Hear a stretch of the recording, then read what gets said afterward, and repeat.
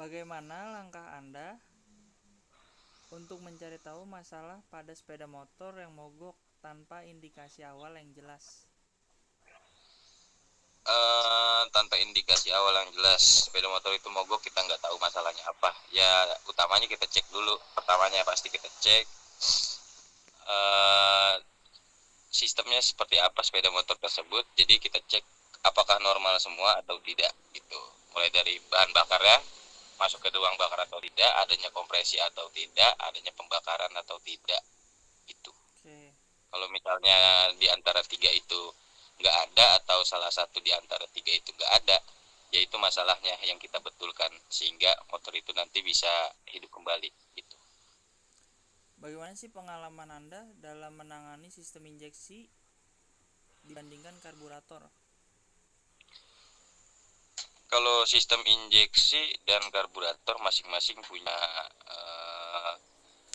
kerumitan dan kemudahan tersendiri gitu ya. Kalau di injeksi lebih banyak sensor kerumitannya dan banyak perkabelan gitu. Tapi kemudahan di situ, sensor-sensor tersebut bisa memberitahu kita gitu bahwa ada kerusakan di bagian ini kah atau itu kah, seperti itu. Kalau di karburator mesinnya memang simple, tapi dia kita harus cek secara manual gitu. Kalau di injeksi kan udah ada scannernya, OBD1 atau OBD2 itu. Seperti itu, Mas. Oke. Pemeliharaan mesin yang bagaimana sih agar mesin motor kita awet tuh? Pemeliharaan mesin agar awet gitu. Iya. Ya intinya servis berkala, Mas.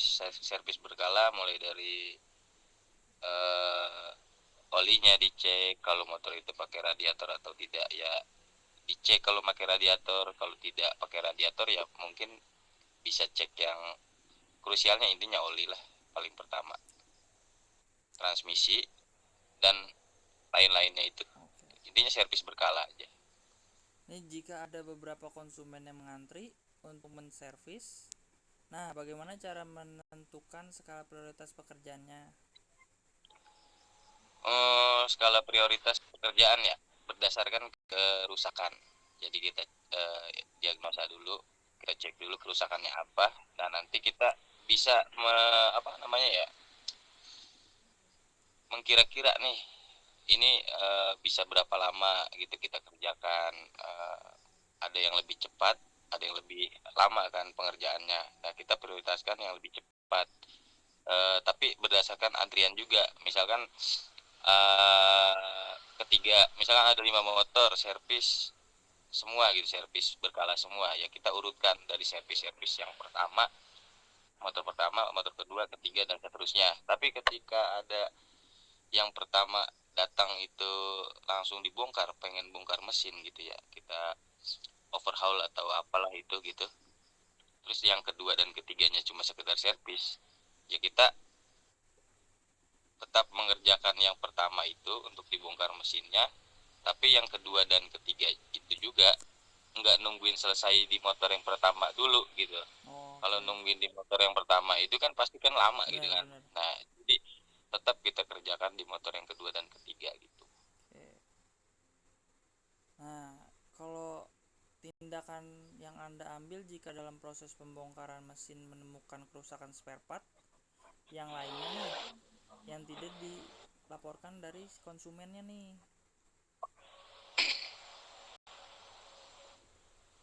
Hmm, Ya itu kita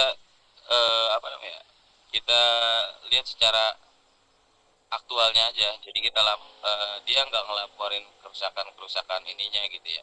Tapi kan kita setelah kita bongkar, kita lihat partnya satu per satu, itu bisa kelihatan mana yang rusak sebenarnya dan mana yang nggak rusak gitu. Jadi kita membetulkan yang rusaknya aja gitu kan. Hmm, Kalau misalkan dia bilangnya ininya nggak rusak, ininya nggak rusak, ya tetap aja aktualnya kok rusak gitu kan. Ya kita benarkan di situnya gitu, Mas. oke. Terus kalau bagaimana cara Anda menghadapi konsumen yang komplain nih karena motornya masih bermasalah nih? komplain berarti atas pekerjaan kita gitu ya. Iya. Ya kita balik lagi, begitu dia datang komplain dan kita dengarkan komplainnya tersebut ya kan. Komplainnya itu apa, sesuai nggak dengan pekerjaan kita yang kemarin gitu kan, pekerjaan kita yang sebelumnya gitu kan, sebelum dikomplain itu sesuai nggak dengan komplainannya. Kalau misalkan sesuai dengan komplainannya ya kita kerjakan ulang atau kita perbaiki lagi, itu kan masih ada masa garansi biasanya kan gitu. Iya, betul. Tapi kalau misalnya nggak sesuai dengan komplainan yang nggak sesuai dengan pekerjaan kita, ya itu kita nggak bisa kasih garansi karena kan bukan pekerjaan kita yang kemarin yang itu kan, tapi dia komplain di bagian lain mungkin gitu ya, itu udah beda gitu. Udah beda. Iya, beda pekerjaan kita gitu. Terus kayak kalau misalnya bagaimana Anda menjelaskan kerusakan teknis nih yang lumayan rumit kepada konsumen yang masih awam nih, bagaimana nih caranya nih? Oh, pertama kita pasti kita edukasi gitu, edukasi. Emang nggak semua orang paham otomotif gitu ya, walaupun dia hobi, tapi kan untuk bagian-bagian yang bagian mesin contohnya gitu kan, itu nggak semua orang paham gitu kinerjanya seperti apa. Terus apa namanya, jika ada kerusakan di bagian ini atau bagian A nanti merembet ke bagian B atau tidak gitu kan. Nah itu kita edukasi. Kalau kita udah mengedukasi, dianya juga pasti akan paham gitu kan, dengan barang-barang bukti yang ada di motor dia gitu. Misalkan bagian mesin pistonnya rusak gitu kan. Nah ini kalau pistonnya nggak kalau rusak dibiarkan, nanti bakalan motornya jadi mesinnya mati, macet atau bunyi gitu kan, mesinnya kasar gitu. Nah itu kan kita ada barangnya dan kita edukasi, ininya dan ininya itu rusak mas atau gimana lah gitu. Oke, Jadi dikasih intinya tahu lah penting gitu ya. mengedukasi gitulah, iya, kasih pemahaman gitu. Nah itu kan tadi kan kayak spare partnya ya. Nah ini penyebab terjadinya motor turun mesin itu apa aja sih yang sering terjadi Iya. gitu? Yang sering terjadi rata-rata karena minimnya perawatan, intinya mengabaikan servis berkala itu biasanya. Biasanya sih yang paling sering itu gara-gara telat ganti oli. Sehingga kinerja mesinnya nggak maksimal gitu, karena kan pelumasan di dalamnya itu kurang ya. Jadi sehingga part-part di dalam tuh pada aus dan harus diganti ketika rusak gitu. Umurnya pendek kalau misalkan pelumasan nggak maksimal, ya umur partnya makin jadi pendek berkurang gitu ya. Gitu mas. Nah ini nih dapatkah Anda sebutkan industri sepeda motor listrik mulai beralih ke motor listrik nih, bagaimana pendapat Anda nih? Industri sepeda motor kan udah beralih ke motor listrik ya. Itu kan perkembangan zaman.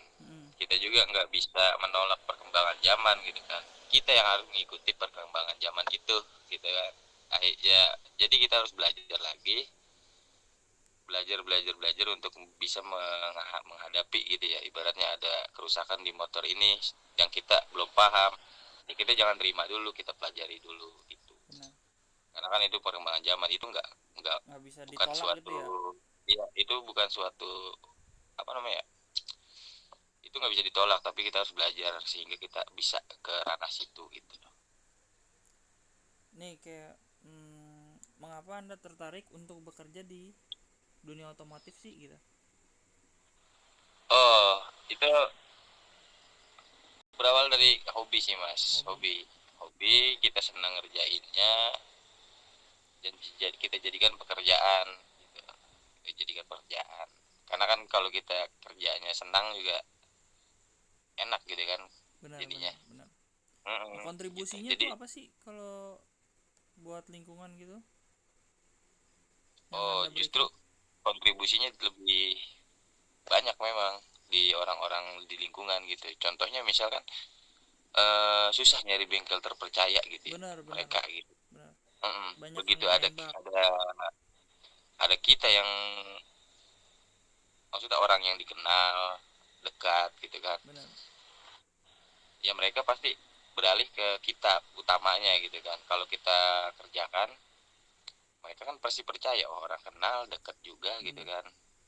Nah, jadi nggak capek-capek atau jauh-jauh pusing-pusing nyari-nyari bengkel terpercaya gitu, yang dekat juga ada ternyata kan gitu. Betul.